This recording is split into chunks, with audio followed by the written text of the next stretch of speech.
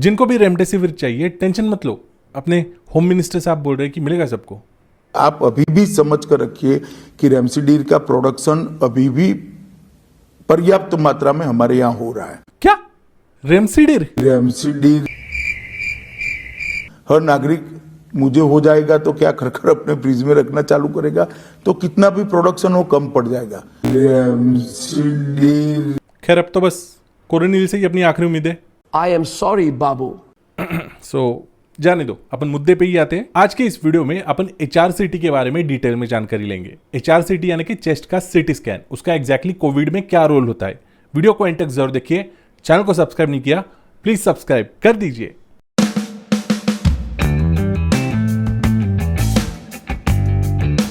दोस्तों आज कोरोना आपके आसपास हर तरफ मस्त मस्ती कर रहा है लेकिन अब तो मैं इनके पीछे पड़ जाऊंगी और मैं इनकी वाट लगा दूंगी, एक एक को एक्सपोज करूंगी। और ऐसे में अगर आपको फ्लू के सिम्टम्स डेवलप हो जाते, जैसे कि सर्दी जुकाम बुखार वगैरह वगैरह, ओके, सांस में तकलीफ, तो डॉक्टर आपको एक टेस्ट प्रिस्क्राइब करते जिसे RT-PCR बोला जाता है। ये RT-PCR एक किस्म की एंटीजन टेस्ट होती है। ये बस कंफर्म करती कि आपके बॉडी में वायरस का प्रेजेंस है या नहीं। अगर है तो वो टेस्ट पॉजिटिव है, मतलब आप कोरोना से इन्फेक्ट हो चुके। और इसी के साथ एक और टेस्ट आपको प्रिस्क्राइब करी जाती है जिसे HRCT बोला जाता है, यानी कि आपके चेस्ट का सीटी स्कैन। ये HRCT स्कैनिंग क्या होती है, ये डीप में जानने से पहले हमें एक छोटे से कॉन्सेप्ट को समझना पड़ेगा, वो है एक्सरे फिल्मिंग। जब भी आपके चेस्ट में कोई इंजुरी हो जाती है, आपको बीबी ने गमला फेंक के मार लिया, due to the any reason आपके चेस्ट पे सपोज कोई इंजुरी हो जाती है, या फिर आपको न्यूमोनिया, ब्रोंकाइटिस या लॉन्ग टर्म एलर्जी हुई है, तो डॉक्टर आपको एक बार बोलते हैं कि आप आपकी चेस्ट का एक बार एक्सरे कराओ। आप जाते हैं रेडियोलॉजिस्ट के पास, एक जगह पे खड़े हो जाते हैं। रेडियोलॉजिस्ट आपकी चेस्ट पे एक एक्सरे बीम छोड़ता है। वो इनविजिबल होती है, आपको दिखाई नहीं देती, बस एक फ्लैश की तरह होती है, विद इन अ सेकेंड हो जाता है। और वो एक्सरे आपके चेस्ट में आर पार चले जाते हैं। आपकी पीठ के पीछे एक फिल्म रखी जाती है, उस फिल्म पे आपकी चेस्ट के इंटरनल्स का पूरा इंप्रेशन छप जाता है। 15 मिनट में वो रिपोर्ट्स मिल जाते हैं और आपको एक अंदाजा लग जाता है कि आपके चेस्ट में एग्जैक्टली हो क्या रहा है। लेकिन कुछ चीजें ऐसी होती है जो एक्सरे में दिखाई नहीं देती, जैसे कि नर्वस इंजुरी या कोई मस्कुलर इंजुरी। तो ऐसे में डॉक्टर आपको प्रिस्क्राइब करते हैं इसके आगे की टेस्ट, जो कि होती है HRCT। HRCT बोले तो हाई रिजोल्यूशन कंप्यूटेड टोमोग्राफी। अब ये तो हुई टेक्निकल बात, खैर काम की बात करते हैं। एक पेशेंट है, उसको टेबल पे रखा जाता है और वो टेबल होता है मूवेबल। उस टेबल को, फॉर एग्जांपल ये पेशेंट है, ओडोमॉस है वैसे तो, बट समझ लो कि एक पेशेंट है और उस पेशेंट को एक ट्यूब में, जो कि एक इलेक्ट्रोमैग्नेटिक मशीन होती है, उस मशीन के अंदर ऐसे धीरे धीरे धीरे छोड़ा जाता है, ठीक है। फिर अंदर जाने के बाद उस पेशेंट के इर्द गिर्द सर्कुलर मोशन में एक्सरेज छोड़े जाते हैं। ये एक्सरेज एक किस्म की 2 डायमेंशनल फिल्म क्रिएट करते हैं। जो अपना नॉर्मल एक्सरे होता है ना चेस्ट का, वो सिर्फ सिंगल डायमेंशनल एक फ्लैट इमेज क्रिएट करता है, और यहाँ पे 2 डायमेंशनल, मतलब अलग अलग स्लाइसेस में इमेजेस हमें मिल जाती है। और ये इतना सेंसिटिव होता है कि ये आपके जो भी सेल्यूलर लेवल की चीज़ें होती है ना, जैसे कि जो एक्सरे में छूट जाता है, नर्वस सिस्टम के कुछ पॉइंट्स होते हैं या फिर टिश्यू लेवल के कुछ इंजुरीज होते हैं, वो सारे इसमें ट्रेस हो जाते हैं। अब हम ये समझने की कोशिश करते हैं कि कोरोना और HRCT के बीच किस किस्म का शारीरिक संबंध होता है। कैसी अपमानजनक बातें कर रहा है, ये अश्लील है ये लोना। बॉस, अपने लंग्स अलग अलग लोब्स से बने होते हैं। अपना राइट लंग 3 लोब से बना होता है और लेफ्ट लंग 2 लोब्स का बना होता है। टोटल 5 लोब्स होते हैं। हर एक लोब को 5 मार्क्स दिए जाते हैं। तो कितने होते हैं? 5 गुना 5, 25 मार्क्स। तो बेसिकली ये HRCT माने आपकी चेस्ट की एक 25 मार्क्स की एग्जाम होती है। हर एक लोब का इवैल्यूएशन किया जाता है। अगर इन्फेक्शन कम हो तो 0 मार्क्स नॉर्मल है, और अगर इन्फेक्शन ज़्यादा हो, यानी कि न्यूमोनिया क्रिएट हुआ है, तो उस पर्टिकुलर लोब को 1 से लेके 5 तक मार्क्स दिए जाते हैं। 5 मतलब बहुत ज़्यादा न्यूमोनिया। तो ऐसे हर एक लोब्स के, किसी के 5, किसी के 3, किसी के 2, किसी का 0, किसी का 1, सबके मिला के टोटल की जाती है। 25 में से कितने मार्क्स आए ये देखा जाता है। देखो, अगर ये मार्क्स 0 हो टोटल, मतलब 25 में से 0 मार्क्स हो, तो वो चेस्ट पास हो गई, मतलब उस बंदे को कोरोना नहीं हुआ। यार जिंदगी में पहली ऐसी एग्जाम देखी जहाँ पे 0 मार्क्स आने पे बच्चा मेरिट में आ रहा है। On the serious note, 0 to 12 ये एक नॉर्मल स्कोर समझा जाता है, यानी कि भले ही आपको माइल्ड न्यूमोनिया हुआ है लेकिन वो डेंजरस नहीं है। अगर वो मार्क्स 12 से लेके 18 तक हो तो मॉडरेटली हाई न्यूमोनिया आप समझ सकते हो। लेकिन अगर 18 से ऊपर 25 तक न्यूमोनिया गया हो मतलब 25 में से 25 मार्क्स। बोले तो बॉस आपकी तो लग गई। मजाक कर रहे थे। डरा नहीं रहा, हर एक चीज़ के लिए मेडिकल साइंस में इलाज है, और ऐसा इलाज कि वो आपको ठीक कर सकता है। टेंशन मत लो आप, आगे सुनो वीडियो में क्या होता है। यहाँ तक वीडियो अच्छी लगी तो प्लीज़ वीडियो को लाइक कर दो, चैनल को सब्सक्राइब नहीं किया प्लीज़ यार सब्सक्राइब कर दो। तो लाइक और शेयर ठोक दीजिए महाकाल का से दबा के लाइक और शेयर ठोक दीजिए 5000 लौटे दिख जाना चाहिए। ये 4000 के लिए मैं यहाँ पे नहीं खड़ा हूँ, पूरा साल मेहनत करता हूँ आपके लिए। अपन अब ये समझने की कोशिश करते हैं कि कोरोना का वायरस आखिर किस तरीके से अपनी बॉडी को अफेक्ट करता है। देखो, जब भी इनिशियल लेवल का कोरोना का इन्फेक्शन होता है तो नॉर्मल फ्लू वाले सिम्टम्स आपके अंदर क्रिएट होते हैं, जैसे कि गले में खराश, गले में दर्द, सर्दी जुकाम, फीवर, बस।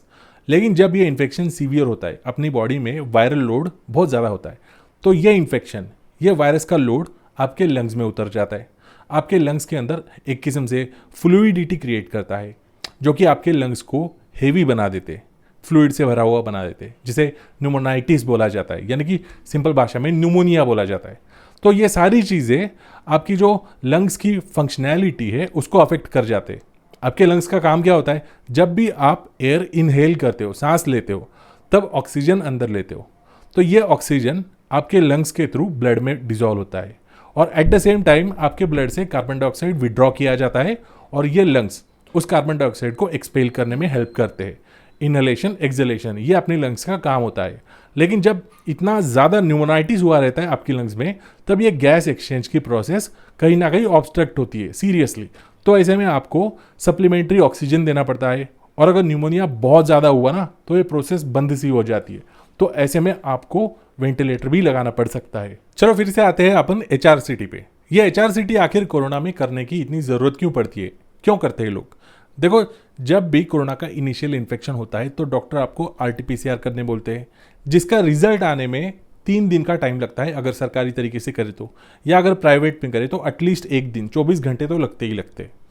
रही बात इस HRCT की, तो बस 15 मिनट में रिजल्ट आ जाते। तो डॉक्टर बोलते कि 1 दिन क्यों वेट करना यार, अभी कभी रिजल्ट आ जाएगा, फटाफट ट्रीटमेंट शुरू कर देते हैं। ऐसे नहीं होता। मुझे पर्सनली ये प्रैक्टिस कहीं ना कहीं गलत लगती है। मुझे मतलब ये मेरा पर्सनल ओपिनियन नहीं है, WHO ने बोला है भाई। देखो, जब भी न्यूमोनिया एक्सरे में एकदम साफ साफ दिख रहा है और वो भी 15 मिनट में मिल रहा है, तो HRCT करने की क्या जरूरत है? और ये ट्रेंड अब इतना ज़्यादा बढ़ गया है कि अब लोग खुद से ओके बोलने लगे। मतलब लोगों को अपने आसपास HRCT ये नाम सुनाई देने लगा है, लोग कर रहे हैं ये सारी चीज़ें, ये भी समझ में आने लगा है। तो लोग बोले कि सब लोग कर रहे हैं यार, मेरी पड़ोस वाली आंटी ने किया, और शर्मा जी ने किया, वो वॉचमैन साहब ने किया, वो अपने दूध वाले ने भी किया, मैं क्यों ना करूं भाई? मुझे मरना नहीं, मुझे भी करना है। खुद से ही डॉक्टर को बोलते प्लीज़ आप प्रिस्क्राइब करके दो। डॉक्टर क्यों मना करेगा भाई? तो ऐसे ही कई सारे आत्मनिर्भर इंसान खुद से ही HRCT करने निकल पड़ते हैं। सरसकट सभी कोविड के पेशेंट को HRCT प्रिस्क्राइब कराना एथिकली गलत सा लगता है। वो इसलिए क्योंकि देखो, आपको कोविड तो हुआ है, आपके बॉडी में अब वायरल लोड क्रिएट हो जाएगा बहुत जल्द, तो ऐसे में आगे की जो कोविड की जर्नी आपके बॉडी के अंदर जो होती है ना, वो आपके बॉडी के रिस्पॉन्स पे डिपेंड करती है। आपकी बॉडी किस तरीके से उस बीमारी को रिस्पॉन्ड करती है। अगर बहुत ही जल्द अच्छी क्वालिटी की एंटीबॉडीज बना दी तो बात खत्म हो जाती है, वो पेशेंट असिम्प्टोमेटिक रहता है। लेकिन अगर बात आगे बढ़ जाती है, न्यूमोनाइटिस तक पहुंच जाती है, तो ऐसे केस में लंग्स के डैमेज को मॉनिटर करने के लिए HRCT का रोल यहाँ पे आता है, ना कि असिम्प्टोमेटिक या माइल्डली सिम्प्टोमेटिक पेशेंट्स को HRCT की कोई ज़रूरत होती है। और इसके अलावा WHO ने कुछ गाइडलाइंस भी दे रखी है। जिस पेशेंट के आसपास के एरिया में RT-PCR टेस्टिंग की कोई फैसिलिटी नहीं होती, ऐसे केस में हम HRCT को एज ए रेफरेंस यूज़ कर सकते हैं। और जो पेशेंट्स जिनकी RT-PCR निगेटिव दिखा रही है, ओके, लेकिन आपको एज अ प्रैक्टिशनर पूरा विश्वास है कि इस पेशेंट को कोरोना तो है, भले ही इसकी टेस्ट निगेटिव है बट इसको कोरोना है, तो ऐसे में ये बात कंफर्म करने के लिए यहाँ पे HRCT करा के हम दूध का दूध पानी का पानी कर सकते हैं। इनके अलावा जो नॉर्मल असिम्प्टोमेटिक पेशेंट्स है, जो माइल्ड सिम्प्टोमेटिक पेशेंट्स है, जो मॉडरेट भी है बट ऑक्सीजन डिपेंडेंट नहीं है, ऐसे में HRCT करने की कोई ज़रूरत नहीं होती। इसके अलावा एक और सीरियस रीज़न भी है इसके पीछे। मेडिकल साइंस क्या बोलता है कि आपकी बॉडी को आपको अननेसेसरीली ज़रूरत नहीं है ऐसे टाइम पे भी सिंथेटिक रेडिएशन में नहीं एक्सपोज करना चाहिए। ये जो मशीन होती है ना HRCT की, ये अपने आप में एक इलेक्ट्रोमैग्नेट होता है बहुत बड़ा सा। तो जहाँ पे इलेक्ट्रोमैग्नेट है, जहाँ पे एक्सरे इन्वॉल्व है, ऐसे लोकेशन में आप आपकी बॉडी इंसर्ट कर रहे हो, तो ये मेडिकल एथिक्स के कहीं ना कहीं थोड़ा सा खिलाफ है। ऐसा नहीं बोल रहा हूँ मैं कि HRCT आपकी हेल्थ के लिए इंजूरियस है, बट स्टिल मेडिकल साइंस बोलता है, सिंपल सी बात है, रेडिएशन को अननेसेसरी एक्सपोज नहीं होना चाहिए। और इसके अलावा एक सोशल रीजन भी है इसमें, थोड़ा अजीब सा है।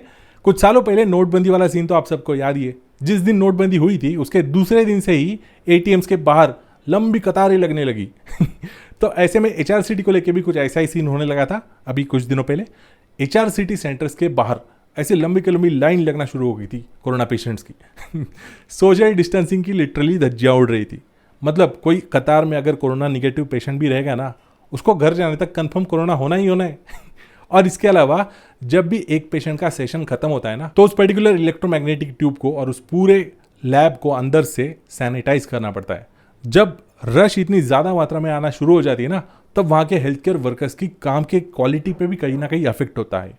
प्रोबेबिलिटी बढ़ती है कि कहीं ना कहीं इनसे गलती हो जाए और कोरोना का वायरस निगेटिव वाले बंदे को भी चिपक जाए तो ऐसे में एचआरसीटी ये एक बहुत बड़ा हॉटस्पॉट बन रहा था तो इस पूरे वीडियो की समरी क्या है, हमें इसमें से क्या सीखना चाहिए? देखो, जैसे ही आपकी आरटीपीसीआर टेस्ट पॉजिटिव आती है, सबसे पहले आपको अपने आप को क्वारंटाइन करना है और हमें अपनी ऑक्सीजन की रीडिंग्स लेना शुरू करना है। पल्स ऑक्सीमीटर हमें खरीदना है एक अच्छे कंपनी का। अगर आपको पता नहीं है कि कौन सा पल्स ऑक्सीमीटर खरीदना चाहिए तो नीचे डिस्क्रिप्शन बॉक्स में मैं अच्छे पल्स ऑक्सीमीटर्स की लिंक्स दे रहा हूँ, अमेजॉन लिंक्स। आप उस पर क्लिक करके अच्छा सा पल्स ऑक्सीमीटर खरीद सकते हो। और रही बात पल्स ऑक्सीमीटर क्या होता है वगैरह वगैरह, मैंने बहुत सारी इंपॉर्टेंट वीडियोस बना रखी है इसको लेके। ऊपर आई बटन में सारी इंपॉर्टेंट वीडियोस की लिंक्स मैं आपको दे रहा हूँ, वो वीडियो भी आप देख सकते हो। और आपको एक बात याद रखनी है, पल्स ऑक्सीमीटर की रीडिंग अगर 95 से कम आना शुरू होती है तो आपको बिना टाइम वेस्ट किए आपके नज़दीकी डॉक्टर के साथ बात करनी है टेलीफोन पे, ना कि उससे मिलके, वरना आप कहीं ना कहीं कम्युनिटी स्प्रेड को बढ़ावा दे रहे हो। ओके, पैनिक नहीं होना है, उसको फ़ोन करना है डॉक्टर को और उसको बताना है सारा सीन। वो आपको गाइड करेगा आगे क्या करना है, आगे के सारे प्रोटोकॉल्स। ओके, वीडियो कैसे लगा कमेंट बॉक्स में बताना भूलना नहीं। चैनल को सब्सक्राइब नहीं किया प्लीज़ सब्सक्राइब कर दीजिए। हो सके तो इस वीडियो को ज़्यादा से ज़्यादा लोगों तक शेयर कीजिए। मिलते हैं आपसे नेक्स्ट ऐसे इंटरेस्टिंग वीडियो में। टिल देन बाय बाय और हैव फाइन।